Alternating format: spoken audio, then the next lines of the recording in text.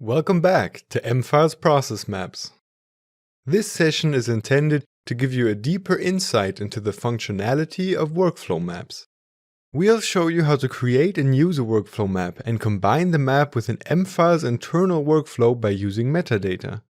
You will also learn how to use mFile's workflows in your maps by using status elements or status viewports. Workflow maps are process maps with which you can use mFile's internal workflows in the design interface of process maps.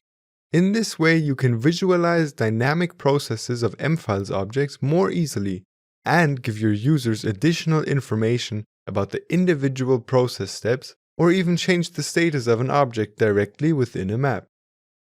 With the help of workflow maps, it is possible to visualize complex processes directly in the mFile's client interface, and thus support your specialist departments during the execution and adaptation of their business processes. When creating a new process map, select the class Workflow. You will notice some changes on the metadata card. In addition to the name of the map, you can now select a map workflow from all the workflows of your mFile's system. Through this connection, the mFile's workflow is loaded into the map and can be used there for modeling. As soon as an mFile's object has a workflow status in the corresponding workflow, the process map is displayed in the map preview. After you have opened the designer, you will see the entries for the states of the workflow in the Library tab. These entries change dynamically depending on which states are used in the mFile's admin client.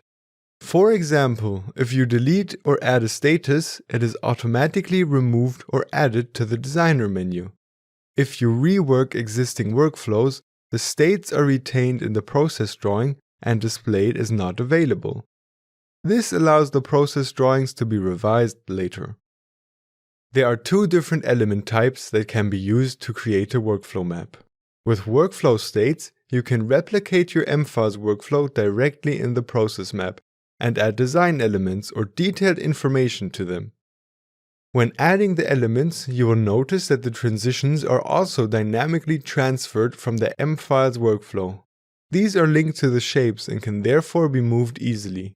Each link also contains a label that can be moved freely as well. With the viewports of the workflow states, the workflow can be remodeled by exporting an image from the mFile's admin client or another application and painting over it with the viewports. In this way, existing process diagrams or other graphics can be used to model faster and guide the user on the map. If you hold down the Control key while adding the viewports, the process transitions are automatically created again. Existing process diagrams usually do not require these. With viewports and workflow states, you can also draw representations of the process other than those typically found in the mFile's admin client. For example, you can choose a phase transition of your process steps with detailed information or a swim lane representation. You will notice that the symbols of the other notations can also be found in the right side menu. To make it easier to use existing process maps as workflow maps, and to create a new process representation in combination with a live workflow, elements of all notations can be used in workflow maps. We do not recommend combining the elements of different notation styles for the sake of clarity. When mFile's objects are dragged onto the map, the mapping configured in the mFile's admin client notation area is used. If there are equivalents for certain objects in more than one notation, the notation configured first is always used when inserting. Of course, you can change the configuration so that it corresponds better to the use case, or you first add the shapes and then add the objects via drag and drop. When creating labels or commands on workflow maps, the property list no longer refers to the process map object and its linked objects, since the workflow map is linked to all objects via the workflow used. All properties defined in the mFile's vault are therefore displayed in the property list. Especially in workflow maps, it is very useful to work with the associated objects. The term associated object is used for mFile's objects which display a workflow map in the Preview tab when they are selected in the list view in the mFile's client. Based on this, we implemented a powerful feature that lets you determine dynamic commands that change their actions according to the selected mfiles object. The most trivial way to implement the associated object function is to simply drag and drop a smart node onto the canvas. By default, any smart node used in a workflow map already refers to the associated object.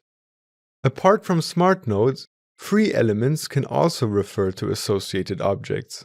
Simply check if the associated object is set as the reference object for your command in the General section of the Properties tab. A workflow map can be saved in a way that automatically zooms into the workflow status of the selected object when it is opened in the mfiles client. This feature allows you to dynamically set the focus in the map preview to match the mfiles workflow. This can be helpful in your daily work because it quickly shows you where you are in the process, detailed information, and what the next steps are. When you click on the colored boxes in the Workflow tab, a color palette will open. From there, you can choose how the current state as well as the next state should be highlighted in the map view. The following checkboxes enable the display of prior workflow visits in colored rectangles. This functionality asynchronously loads the history of the associated object and counts the visits for each state. You can enable or disable the functionality for each map in the Save and Configure dialog box. Use the colored box to change the predefined color of the rectangles. You can also set different workflow maps for the same mfiles workflow. For example, if you want to vary the level of detail, or set a different focus for different users in the map preview. The value varies between empty, which equals 0, and a numeric value that you can define. Higher values mean higher priority, which causes the map to appear higher up in the list of available process maps. Process maps that are still in a draft version can also be hidden using the map hidden metadata. This way you can ensure that they are not yet displayed on workflow objects. If you want to use a workflow map for different views of the same process, for example to generate a different view of the process for each department, it can be helpful to create a template from the workflow map and display it when creating new maps with different viewports or different process steps. Test your workflow map by selecting one or more objects with a matching mfiles workflow and status. Also try using the drop-down menu in the map preview to switch views. Workflow maps are a good way to interact directly with the mfiles workflow and easily create different views of your process diagrams.